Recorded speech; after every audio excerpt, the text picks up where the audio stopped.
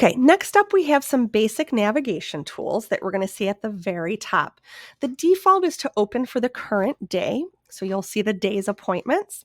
I have just defaulted 6 rooms that you have with the time slots, and this is starting time is based on the time that I set from the previous video on the setup panel.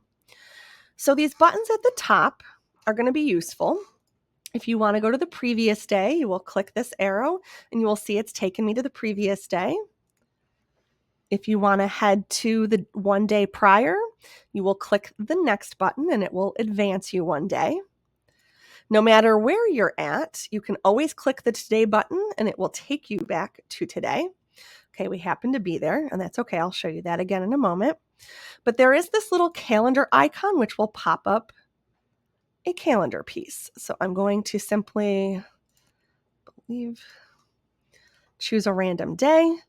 Okay, and then you can see, okay, all of the features that are here. And at any point you need to, you can click and go back to today. Okay, so you can simply navigate through your calendar as needed.